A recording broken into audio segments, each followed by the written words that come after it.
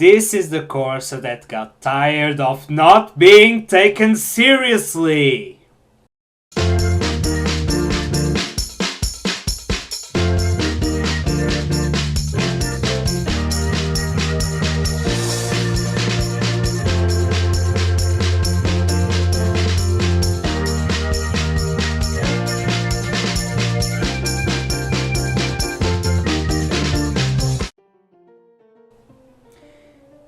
2014 Opel Vauxhall Corsa. They are actually quite the same, but for this video's purpose we will stick with Opel. Previous generations of this model had friendly faces and soft edges with a kind smile. But a facelift of the Opel Corsa D has this creepy grin like it knows something that you don't.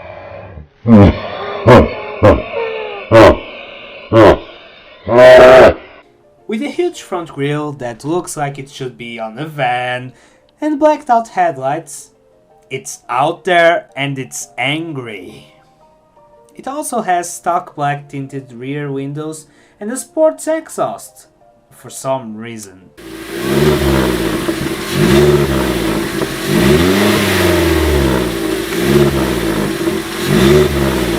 Otherwise, most of the cosmetic changes on this facelift Corsa D are meant to make it look like its bigger brothers, and the angry look seems to continue on the 2015 model. The interior remains almost the same since 2005, and that's okay, since it raised the bar for quality in the segment back in the day, which is something this little Opel has been doing since it was first launched in the 1980s, although nowadays it looks a bit dated. And right now I have to debunk a myth. The piano black finishes are not as bad as everyone wants you to believe, okay?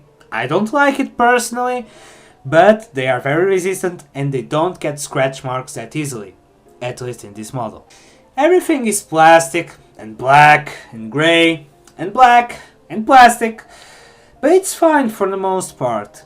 The only trim pieces that are not plastic are these fabric padded things on the doors and the door handles, which are actually real chrome metal, because they're cold. The seats are a mix of fabric and leather and look like high quality, although the fabric seems to be a little bit rough around the edges, especially if you are wearing shorts or a skirt. Don't judge. You also get a leather steering wheel, which really feels high quality. Since this was the last series of the D Corsa in Portugal, it has a standard Bluetooth, aux jack, USB port, satellite navigation with touchscreen and controls on the steering wheel, but no trip computer, oddly enough. Oh, and speaking of the controls on the steering wheel, they can feel a bit annoying at first, but you get used to it. The center console and dashboard are really well designed and very easy to get used to. Everything looks well made and feels like it will last for a long time. Well, let's see. We have this button that doesn't do anything. Why is this? I don't know what this does. This is for locking the doors, I think. This is for the airbags or something. And wait. Where is this? This shouldn't be here. This isn't your normal Corsa. This has the factory standard Lpg system. You can turn it on or off whenever you want to. You just have to press this button and it changes fuel. Look, the arrow in the gauge even changes position. You have this adapter which goes into a screw next to the fuel filler, which you connect to the hose, and the LPG tank goes where the spare tire would be. To compensate the lack of a spare tire, you have one of these tire repair kits, which I really understand in this case, although I hope you never have to use it. The Corsa doesn't feel small at all. If you have an Astra or a Vectra and you need a smaller car, this is the best choice for you. You can go on motorways, on long journeys, and it's comfortable, it feels big, it feels solid.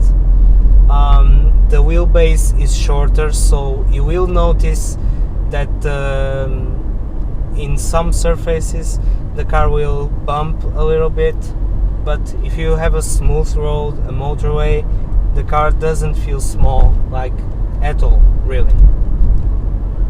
What else? There is room inside for 4 adults, and I really mean that.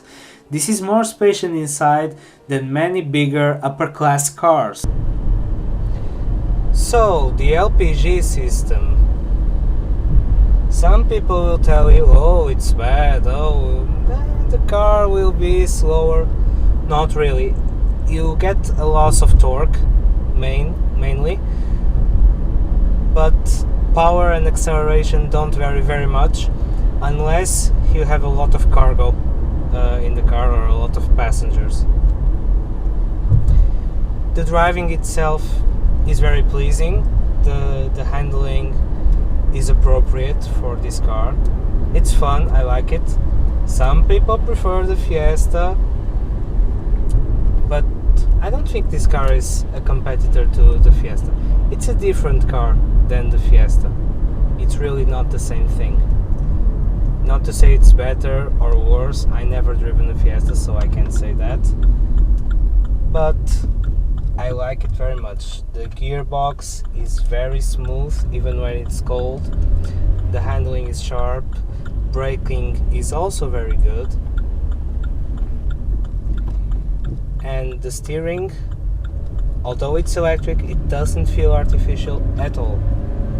It's very direct, and the turning radius is very good, as I shall now demonstrate. As you can see, I don't even have to take my hands off the steering wheel. The seats in front are very comfortable, although there can be some problems with the seat adjustment. I know for once that this one has had problems, and many other Corsas, so if that's a thing for you, I would advise to stay away. Other downsides,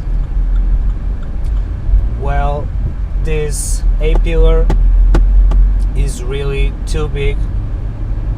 Doesn't create a big of a problem in junctions, but it definitely can hide people on the crosswalks, so be careful.